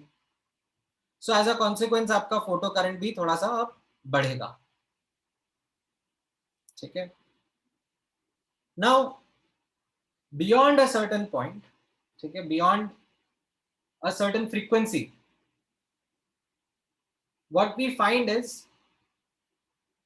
that the current becomes saturated. What do I mean by this term that the current becomes saturated? That means it achieves a constant value. तो उसका मतलब क्या होगा कि 100 photons मैंने throw करे and अब इतनी काइनेटिक एनर्जी है, इतनी सफिशिएंट काइनेटिक एनर्जी है दैट 100 के 100 इलेक्ट्रॉन्स इजेक्ट हो गए. ठीक है, 100 के 100 इलेक्ट्रॉन्स इजेक्ट हो गए एंड सब के सब इलेक्ट्रॉन्स अब रीच कर पा रहे हैं towards the opposite side, towards detector plate. And now if I still keep on increasing the frequency, there is no impact on the number of electrons because जितने photons से जितने electrons eject होने चाहिए थे वो हो रहे हैं and they are reaching the other side. So that is where we are seeing a saturation value of the photocurrent. And इस region में हम लोग बोलते हैं that increasing frequency does not change the photocurrent because it is the number of photons that govern the number of electrons that are getting ejected and reaching the other side. ठीक है, समझ में आया ये graph? Sir, I had a doubt. बोलो बोलो. Sir वो कोई ऐसा पर्टिकुलर पॉइंट रहता है क्या, जैसे थ्रेशोल्ड फ्रीक्वेंसी का पर्टिकुलर पॉइंट है जिसके आगे मतलब सैचुरेट करंट सैचुरेट हो जाता है? नहीं नहीं, वो देखो वो जो पॉइंट रहेगा ना, that is not some special point. It will depend upon a lot of practical things कि हम लोग किस एंगल पर लाइट को थ्रो कर रहे हैं, जो मेटल का सरफेस है वो कैसा है. तो वो सब क्या है कि प्रैक्टिकलिटी से जुड़ा हुआ है एक्सपेरिमेंट की. तो it isn't something which is a must know at a level right now that we are studying photo electric effect. हाँ, आपको फोटो इलेक्ट्रिक इफेक्ट में पीएचडी करनी है कि नहीं मुझे तो इसकी एक एक बारीक डिटेल समझनी है, तो yes, you are more than welcome to then do research into this. Right now I am only talking about that level of depth which is relevant from our syllabus perspective, which is number one, if I increase the frequency, kinetic energy of the ejected electrons Ke max value increases, but the photocurrent remains unchanged. Okay, why? Because the photocurrent is dependent on the number of incident photons. So I had a doubt. So when the note where you have written as the process is almost instantaneous means the thing is happening very fast, so you don't consider it. Yeah. Okay, so thank you. ठीक है, अच्छा, अब एक और analysis मुझे answer दो फटाफट. अगर मैं फ्रीक्वेंसी अनचेंज्ड रख रहा हूं, ठीक है, and also assuming that the frequency is more than the threshold frequency, but I am increasing the intensity of the incident radiation. And when I say I'm increasing the intensity, what I mean is that I'm increasing the number of photons. Then what will happen to Ke max ka value?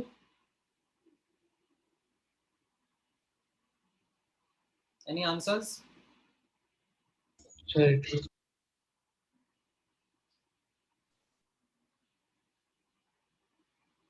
Ke max value will remain unchanged. Correct, because के max value जो है वो तो energy of photon that is frequency पे depend कर रही थी. Frequency unchanged है तो के मैक्स की वैल्यू भी अनचेंज्ड है. ठीक है. हाँ, what will happen to photo current? Correct. If I increase the number of incident photons, then more electrons will get ejected, and as a consequence, the photocurrent will also increase.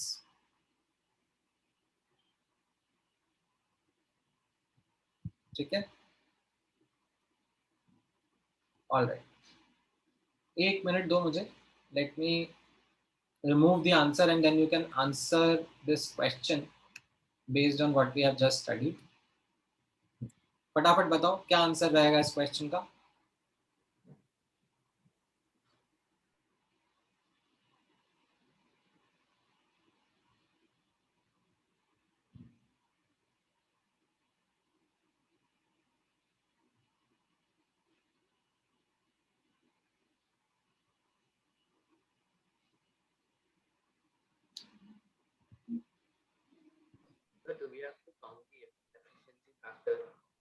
आपकी आवाज बहुत धीमे है, थोड़ा सा माइक के पास आके बोलो.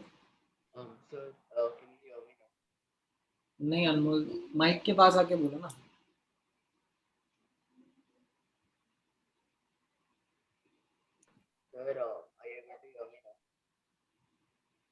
Still not audible. Sir, I'll type it in the chat. हाँ लिख लो. हाँ, most of the students are giving me the correct answer.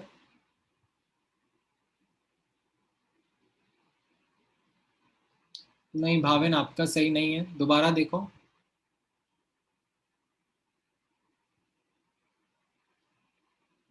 हाँ, नहीं इसमें we don't assume 100% efficiency.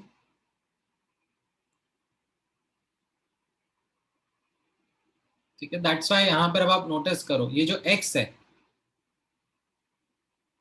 ठीक है, x is the intensity. By intensity I will always mean number of photons only.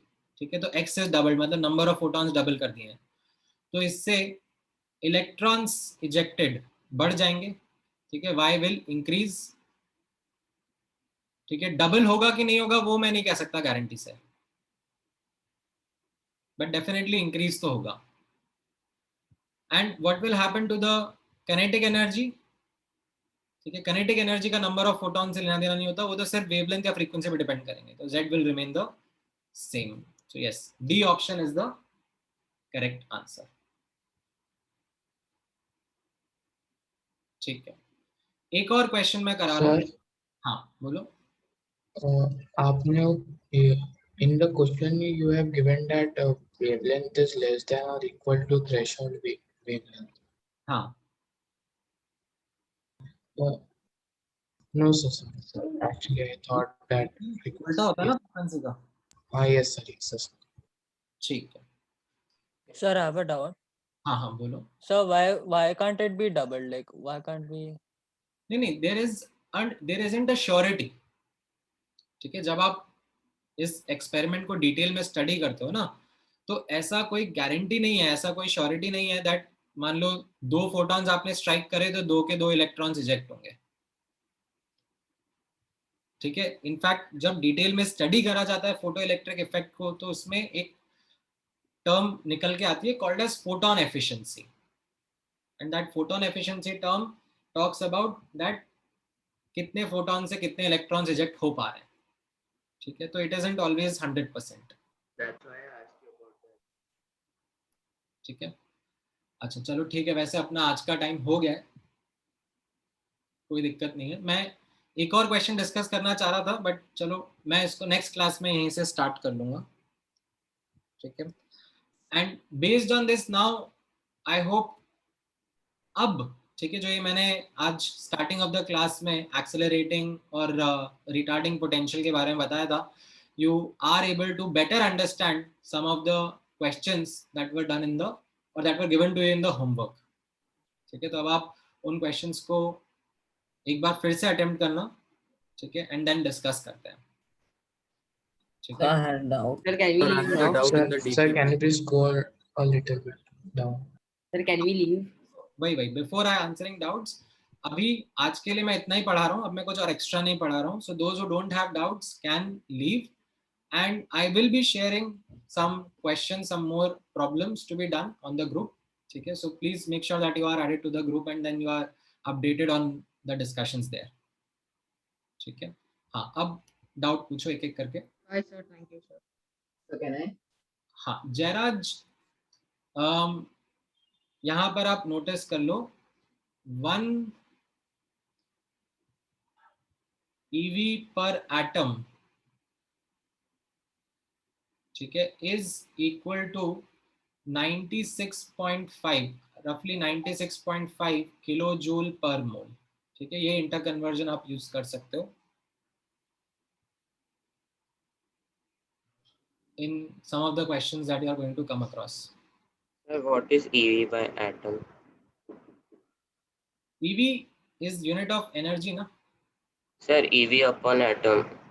So let's say एक atom को ionise करने के लिए 1 EV एनर्जी लग रही है, तो 1 मोल एटम्स को आयोनाइज करने के लिए we find out by interconversion 96.5 kilo joule energy लगेगी. ठीक है, Excuse me, sir. Hello, sir. वो वहाँ पे आप देख लेना. हाँ Sir, stopping potential, sir, can you explain again? Sir, how did that validate the experiment that way? हाँ, सो इसमें बताओ भाई, मतलब आधा घंटा लगाता मुझे तो स्टॉपिंग पोटेंशियल बताने में, मैं आधा घंटा थोड़ा लगाऊंगा आपको पूरा वापस से. Tell me. No, sir, just some. Understand.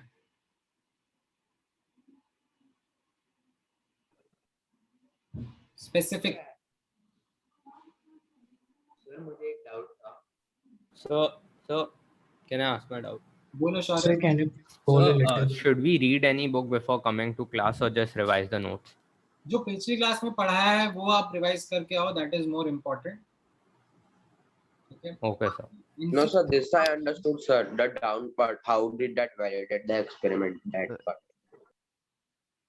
सो ये जो एक्सपेरिमेंटल वैलिडेशन का पार्ट था वो किस तरीके से हम लोगों ने देखा, दैट जो एनर्जी ऑफ फोटोन है, ठीक है, ये आपको पता था और फाई आपको पता था. ठीक है, अब इक्वेशन से आपने के मैक्स का वैल्यू निकाल लिया, उसको मैं क्या बोलूंगा, थियोरेटिकल के मैक्स. ठीक है, देन अब आपने एक्सपेरिमेंटल के मैक्स निकालने की कोशिश करी. कैसे? By applying a potential difference and seeing कितना potential difference is able to stop the electrons. और उस पोटेंशियल डिफरेंस से जो आपने के मैक्स निकाला वो क्या हो गया, एक्सपेरिमेंटल के मैक्स. अगर एक्सपेरिमेंटल और थियोरेटिकल मैच कर गए, that means the equation is good. Okay, sir. Sir, Yes, I have sir. 2 small doubts, sir. Can I ask? ठीक है, सबसे पहले रोहन पूछो. Sir, you had said that charge is quantized, right? So, in a polar covalent bond, what about the delta positive or delta negative charge? That is a distribution of charge in space. Oh, okay. बोलो नाथ. Yes, sir. So firstly, in this diagram, the battery should be opposite, right? The Battery should be opposite, right? It's wrong. हाँ, तो वो stopping potential basically negative हो जाता है, मतलब उसको आप फ्लिप करके लगाओगे. Right. And secondly, when we talk about the intensity, we don't have to consider the frequency, right? Just the number of photons. Just the number of photons. Yes. Oh, okay. Thank you. So means in this experiment, Einstein put a stopping potential. When he stopped it, he found out the change in kinetic energy by the equation delta QV, and the final kinetic energy was 0. From there, he found out the initial kinetic energy, which is Ke max, right? हाँ, अद्वै आपका doubt बोलो. You have to follow an order ना, बीच बीच में आप बोलोगे तो फिर chaos रहेगा. आपका टर्न आएगा तो आप अपना डाउट पूछना. बोलो अद्वै. ओके, बोलो सुहानी.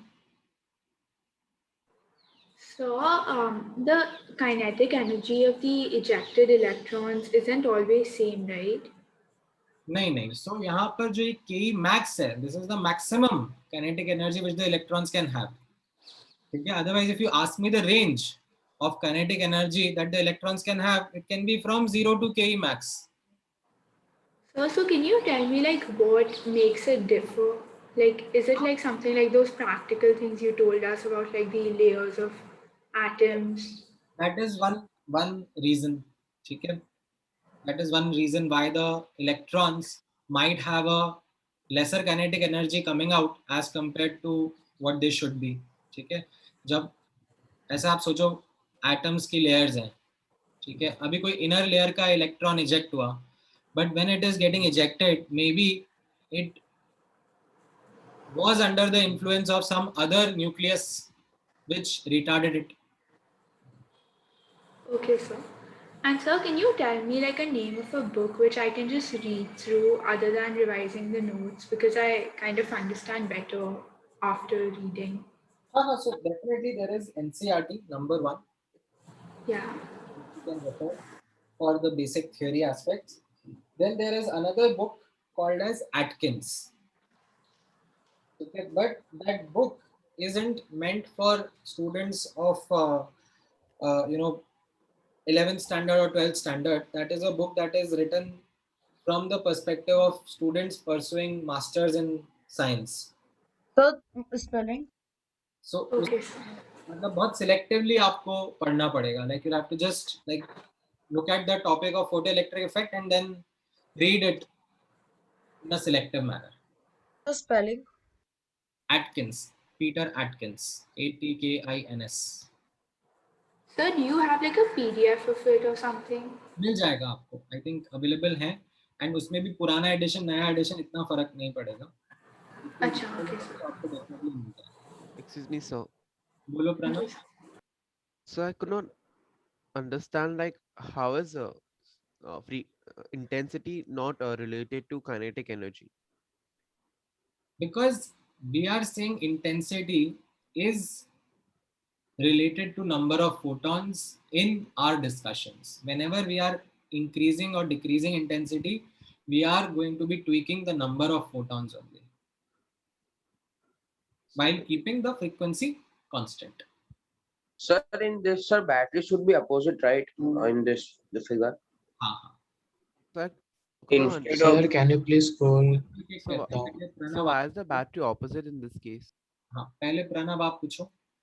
Sir, the electron should go towards the positive terminal instead of the detector, right? नहीं. अभी जब कुछ भी मैंने यहाँ पर सेटअप नहीं करा है, there is no battery. In fact आप पिछले क्लासेस के डायग्राम देखोगे तो ये बैटरी मैंने छुपा दिया था. ठीक है. अभी यहाँ पर ये बैटरी अप्लाई कर रहे हैं such that it is able to stop the electrons. ठीक है. तो ये बैटरी इस तरीके से अप्लाई कर रहे हैं कि इसका नेगेटिव टर्मिनल इधर कनेक्टेड रहेगा, पॉजिटिव टर्मिनल इधर कनेक्टेड रहेगा, so that it is able to decelerate. Okay. Sir, so the electrons will not eject. हाँ. Sir, हाँ. Sir, and if we take an example like energy of photon is 10 eV and work function is 2 eV, so the kinetic energy would be like 8 eV. And if we keep the potential difference 9 volts, then what would happen?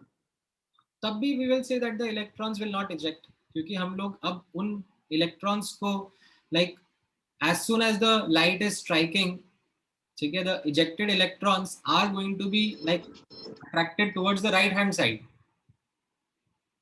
ठीक है. तो वो ये detector की तरफ जा ही नहीं पाएंगे ना, फोटो करंट ऑब्जर्व ही नहीं होगा. Excuse me, sir. एक मिनट बोलो अर्पित.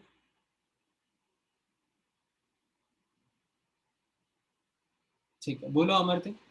So why is the battery kept opposite in this case?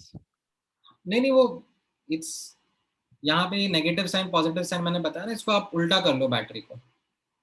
ठीक है. एक्चुअली ये जो बैटरी अप्लाई करी जाती है ना, ठीक है, ये एक्सेलरेट डी एक्सेलरेट दोनों पर्पसेस के लिए कर सकते हैं. तो अभी जिस पोजीशन में रखी हुई है तो एक्सेलरेट कर देगी. इसको फ्लिप करके लगाओगे तो डी एक्सेलरेट कर देगी. So the negative side should face the negative terminal. Correct. Oh. But so how is it going to deaccelerate it? अगर मैं इसको उल्टा लगाऊंगा ना, ठीक है, जो नेगेटिव प्लेट है वो यहाँ पर रहेगी और पॉजिटिव प्लेट इस तरफ रहेगी, then it is going to decelerate. इसको फ्लिप करके लगा दो. Oh. Yes, sir. Thank you, sir. ठीक है. Sir, I have doubt in the DPP. हाँ बोलो. Just a second, sir. I'll tell you the question number. हाँ, वो R इक्वल टू न्यूक्लियस वाला ना, वो R न्यूक्लियस समथिंग वाला. सर वो वॉल्यूम वगैरह. हाँ हाँ हाँ हाँ. सी वो वाला जो क्वेश्चन है ना, एज सच वो मैंने आपको अभी पढ़ाया नहीं है, वो आप 12th क्लास में. उसका जो फॉर्मूला था R equals R0 A raised to 1/3, वो फॉर्मूला आपने पढ़ाया नहीं है. हाँ हाँ, वो मैंने अभी यहाँ पर नहीं पढ़ाया है, वो अलग से ऑलरेडी आप 12th क्लास में एक चैप्टर आएगा फिजिक्स में कॉल्ड एज न्यूक्लियस. ठीक है, उसमें एक्चुअली न्यूक्लियस के ऊपर ज्यादा फोकस करा जाता है. अभी इस चैप्टर में we aren't going to focus much on the nucleus, we are going to focus more on what is around the nucleus. ठीक है, तो I did not get into that detail right away. तो अगर उस question को आपको use भी करना है तो आप वो फॉर्मूला यूज कर लो डायरेक्टली, बट वो पढ़ाएंगे, बताएंगे, समझाएंगे in class 12th in this physics का chapter called as the nucleus. Okay, sir. Thank you, sir. Sir. हाँ.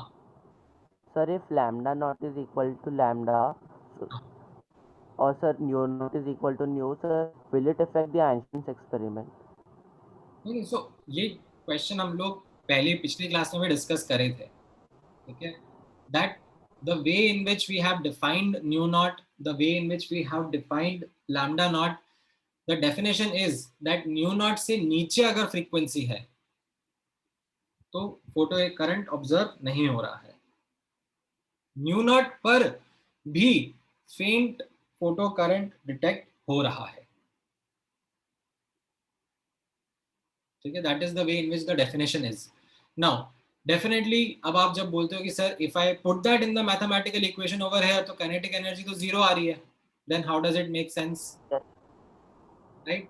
So that is where I'm asking you that please understand what do we mean by ejection of electron? Electrons coming out of the orbits.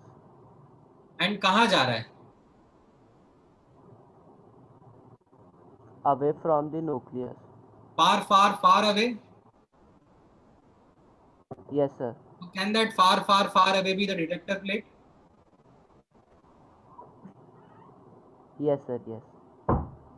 ठीक है, तो इसीलिए don't worry about this boundary condition. ठीक है, that isn't something which should be quite bothering you. But I understand, वो doubt आता ही आता है. And sir, the electron also moves inside the atom around the nucleus. So sir, at that time it will also have some kinetic energy. हाँ, of course. It will have a kinetic So, sir, energy. It will have some total energy, and that is what this is term. This is the energy that is being required to overcome. That is the energy that the electron has when it is present in the